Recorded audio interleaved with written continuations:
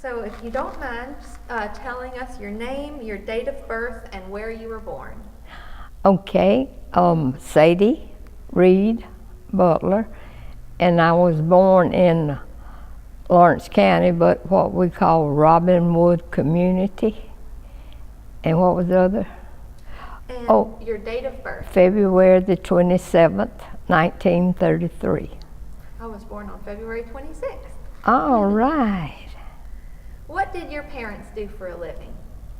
Well, Mother always was at home. Praise the Lord, we enjoyed that.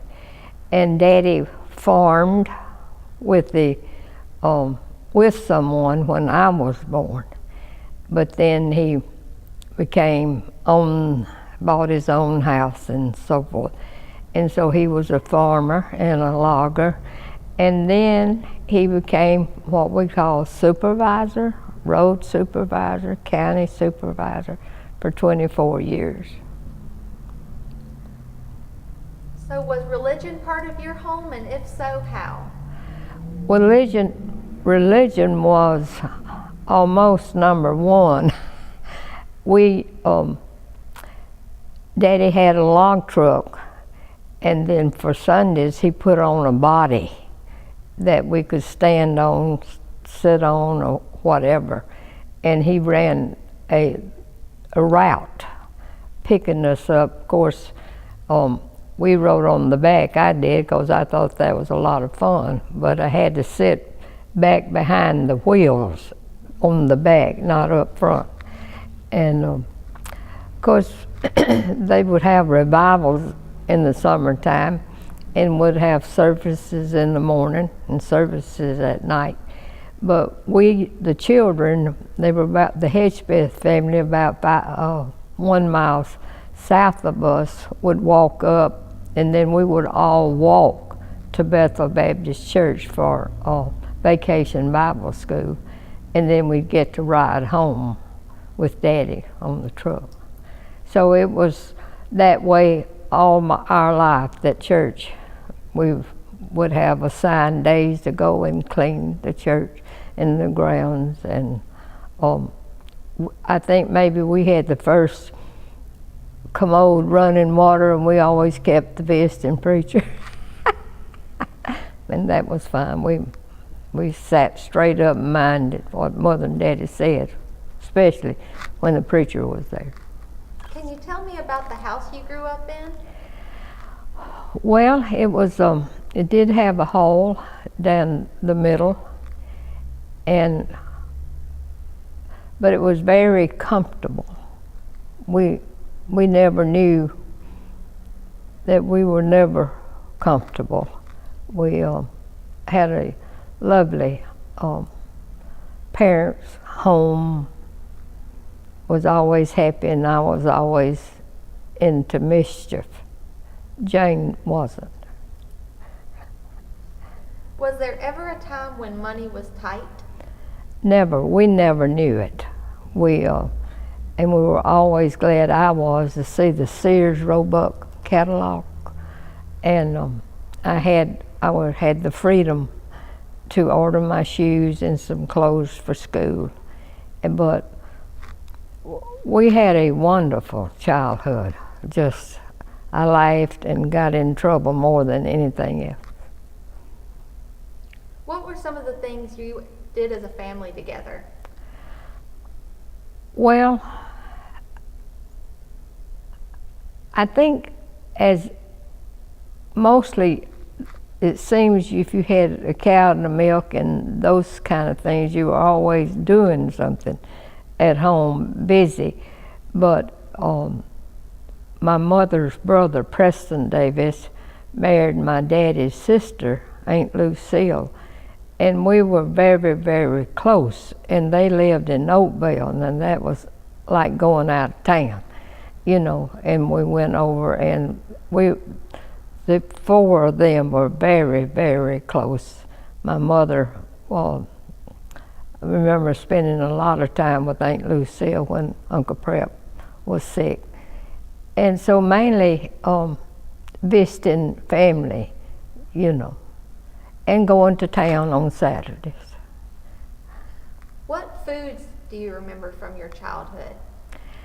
Well, tea cakes and vegetable soup and chicken pie and cobblers. What did you do on Christmas? Oh, my father's mother, Alice Reid, lived in the Robinwood community. And then my mother's parents lived right out of town. So I can't remember us. It seems that we went both places, but I know we probably didn't. But it was a family gathering that we would go. What would you like to say about the community that you grew up in? I had a wonderful time, just a wonderful time in the community called Robinwood. And Granny Reid lived there, and then Granny Fanny lived there, which was my mother's parents. And I loved going around, and when they'd have wash days, I would go and help Granny Reid, and I loved what we would call the extra dirty clothes that you would beat them, to get them so cleaner. And I was an outdoors person. I didn't really like to cook or things like that, but I would like put firewood up on the, I can't think what we would call it, there by the window to get it in, put it on the fireplace. I was just outside playing. What was going to town for you like? Oh, it was wonderful. How I remember going to town, we had to wait for Daddy to finish his chores, whatever, on Saturday morning, and then we'd all get ready and we'd go to town. And I remember going over to Farmer's Supply. There was a black man, I can't think of his name, made the best chili hamburgers, and so I would go get a hamburger, and it seems like it was an orange drink that I liked with that. Then I'd walk back into town, and we would, at another little restaurant, I can't remember what it is right now, and eating something, and then we go to the movie in the afternoon while Daddy and them shopped and so forth. And then they would go to the movie at night, so we had to go back to the movie. But just had a lot of fun. And this was in Monticello? Mm-hmm. Can you tell me about the schools you attended? The schools, well, high school right here is where I attended, and the elementary school across the street over there. And again, I loved every part about it. The teachers and the students and friends, and I made fairly good grades. It was just a wonderful time. I tried to join everything there was that I could be a part and see and know, and I was in the band, didn't play an instrument, and I won't tell you what I did. What did you and your friends do in your spare time? Well, like during the school term, we would spend the night, like we'd ride the school bus home with those that didn't live. And mainly in the summer, like where I live, we call the Robinwood community, there were, had an Uncle J.C. and his family lived near, and family, and then they all farmed, and they had each, my daddy and Uncle J had people families that farmed with them, and so they had children, and we had a running branch, I call it, that we spent a lot of times call ourselves fishing, but we'd carry maybe sweet potatoes or something to fry, because usually we didn't catch anything. But we made fun out of everything. The old big trees and the roots that grew out, we would have a playhouse. We were never at a loss at something to do. What did you do after finishing school? Well, I met Hunter Butler Jr., Thomas Hunter Butler Jr., and I got married, which was my choice. And then he was in the Marine Corps at that time and went to Korea. And I attended the University of Southern Mississippi 1 year.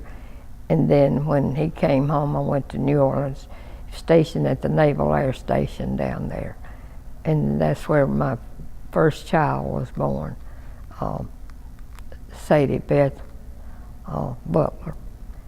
And then we came back home, and I worked in different places here. And he was connected with the Farmer's Supply, and they had a gin and ice house, and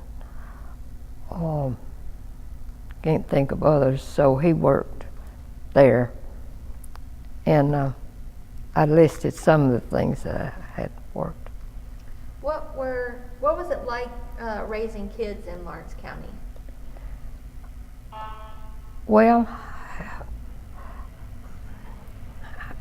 you know, it was home to me, and I had so many families and cousins and friends and neighbors, and which, as one person said to me when she saw me up attending the Methodist church here in town, I was a member of the Bethel Baptist church, and she said, "What are you doing up here? Don't you know that when Jesus comes back, he's coming to Robin Wood first?" So I always made the most of, I tried to make the most. Not that I didn't have some things that were sad in my life, but that I always thought you're supposed to fight back until the fights left me. So what are some of your ongoing interests and hobbies? Well, I guess mainly what I did is later on was involve myself in church with my children, and Bible school, and teaching Sunday school, and we got, well, it was second home. How would you say Lawrence County has changed over your lifetime? Well,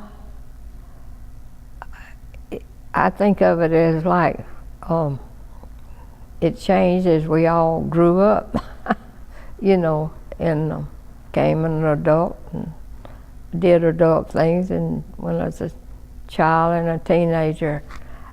So I don't, other than just normal things changing as we grow.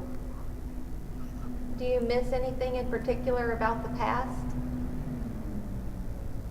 No. You know, I can think of things in the past, but I don't necessarily thinking of wanting to go back or that wished it were this or that. I see it as another challenge. Each day is another challenge. So you talked about your husband being in the Marine Corps and going to Korea. Was that a difficult time in your life while he was stationed? Well, I was at Southern at that time, and he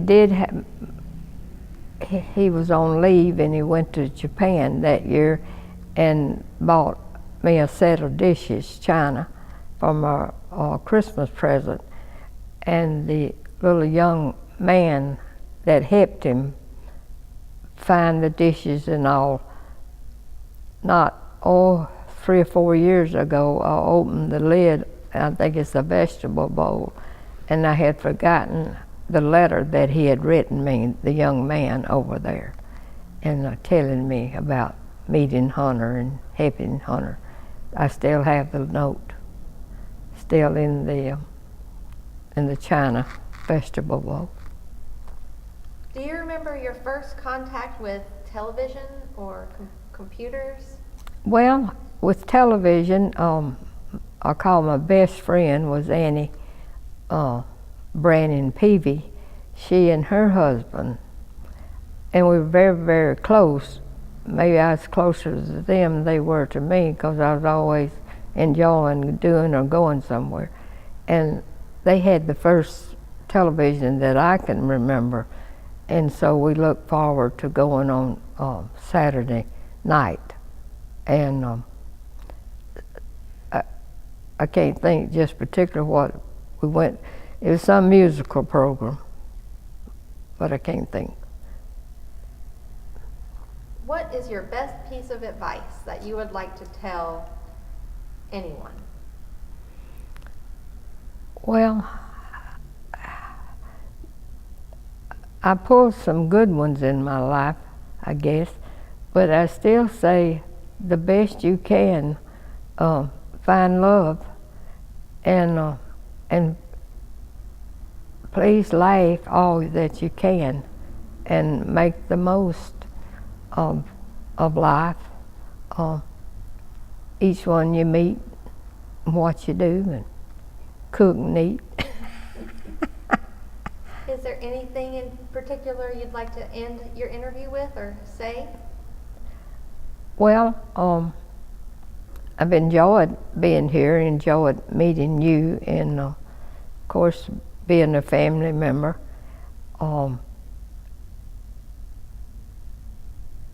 Basically, I can say I love life, and so you if you love life and you do what you can do to mainly make it better. Well, thank you. Yeah, thank you.